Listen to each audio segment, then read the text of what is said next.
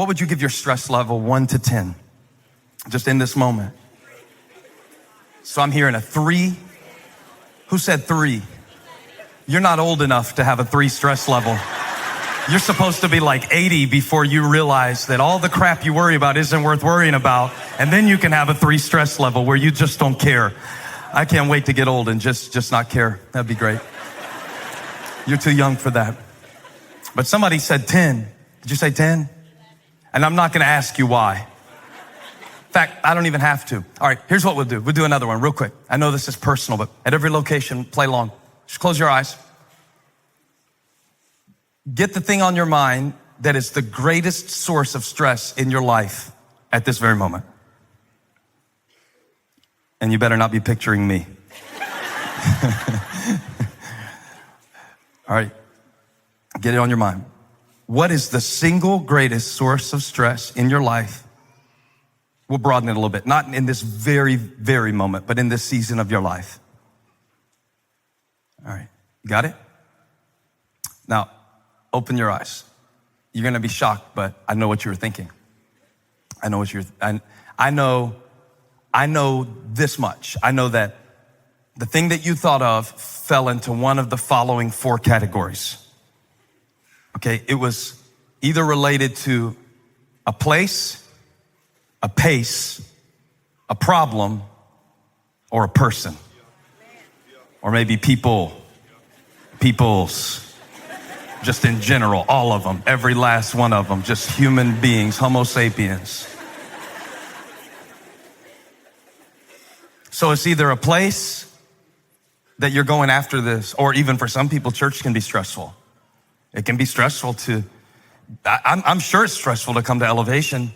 I'm sure it's, if you've never been here, especially because it's confusing, because they got like violins and cellos on the stage, but then they start shooting laser beams and it's mixed messaging. Like, what kind of church is this? Is this a white church, black church? It's a traditional church, yes. Yes to all of the above. It's the kind of church where you can't figure out what kind of church. It's a good news to all people kind of church. But some of the stressful places that we will go this Christmas season, it can be a place. If you have to fly, certainly understand your dread for that experience. Just walk through the airport telling yourself over and over again, I'm not a human, I have no rights, and you'll be okay. The pace of life, I hear people mention this a lot. How you doing? Busy. I'm busy. Busy. I'm busier than a one-armed wallpaper hanger. They said that to me the other day. I think that's weird. Busier than a 3-legged cat trying to cover up his poop on ice, somebody said to me. Yeah. Running around like a chicken with my head cut off. So violent. All I said is, how are you doing? You're like decapitating chickens. So it's like the pace of life. Understand that if you've been running people everywhere, you've been like an unpaid Uber driver for a 13-year-old, I understand. Feel you. Sometimes it comes down to a problem in your life that is persistent, and sometimes it comes down to one that you're just pushing through right now. A lot of people listening to me preach right now are having a hard time focusing with their minds because of the pain in their body. Or what can be even worse, somebody that you love that you can't do anything to comfort them. And that can be difficult. And really, the 4th category that I mentioned, people, that's really the whole thing. Which is why when I asked you to imagine in your mind the source of your stress, the greatest source of your stress, I was very clear. I said, imagine it, because some of you would have started pointing if I would have let you, which is a bad idea. Like, some of you are sitting next to what you perceive to be the source. See, you should look really confused right now is my advice. And I think it's important before we begin a discussion on the path of peace to try to talk about the source of stress, because whatever you identify as the source of your stress determines where you will seek your peace. Amen. I'll say that again. Whatever you say, this is the source of my stress, that regulates and determines where you seek your peace. And so the Christmas story, of course, comes along and challenges us in all of those ways that we experience stress and pressure. Christ is born to challenge us as it relates to our expectation of peace. The Jewish people had a very particular expectation of the kind of peace that the Messiah would bring.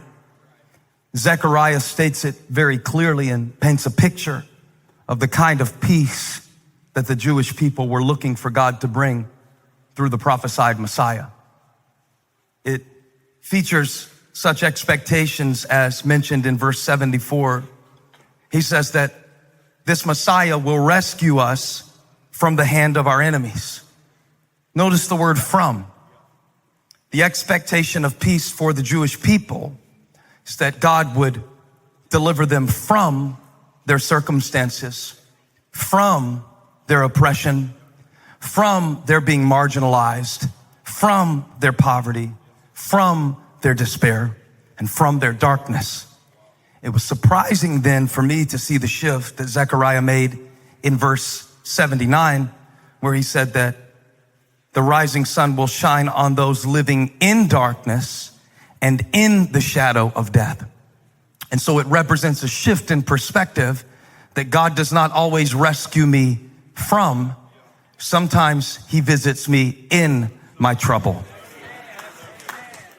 And for so many years, I have thought that the thief of my peace was other people or certain places or the schedule of my life, which is kind of funny because I'm the one who said yes to all that stuff that I'm stressed about.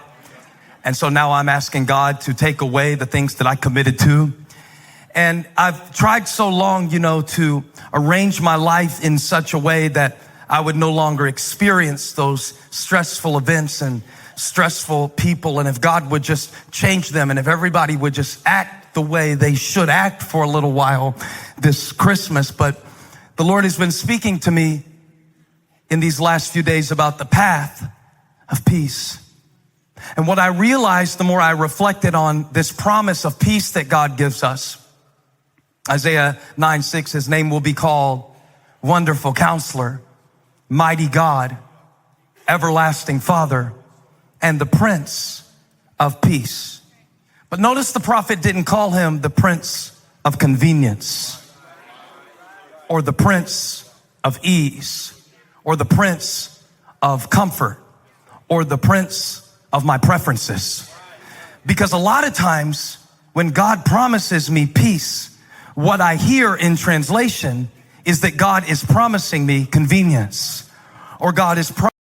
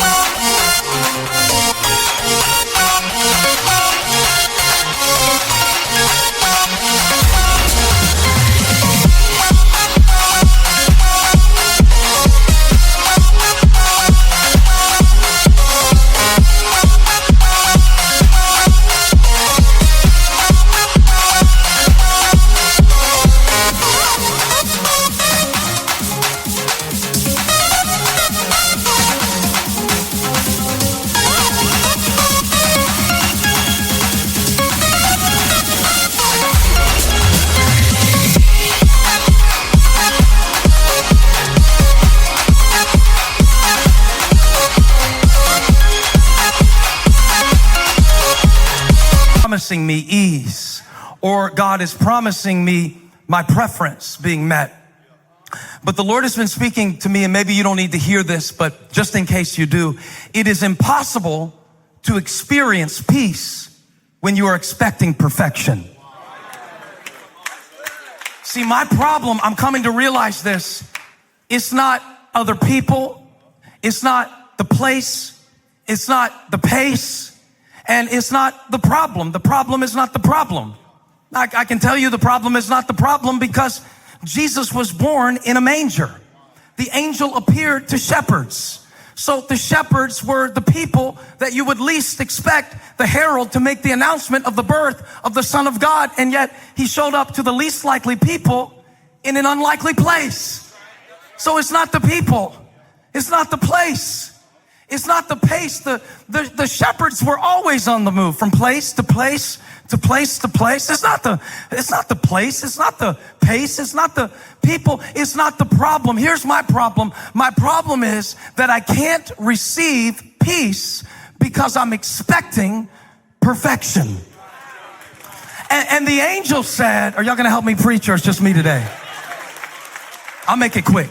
Here's the whole message. If you need to go, if you got things to do, I'll give it to you right now, and you can go on and get to Target, and hopefully everything will turn out all right. The enemy of your peace is not other people. It is not other places. It is not how fast life is or the way the world is. The enemy of your peace is your insistence on perfection.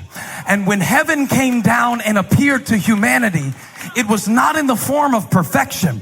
In fact, God did not come down looking like a deliverer. He came down looking like a dependent. He came down as a baby. And so when the Prince of Peace came, he didn't come dressed in power. He came in Pampers. Why? Because God wanted you to know that he's going to bring you peace, but not like you expected him to bring it. It's not going to look like you pictured it. It's not always going to fit your preferences. It's not always going to live up to your exact specifications of the performance of people. So if I'm going to live at peace, I've got to surrender my expectation of perfection.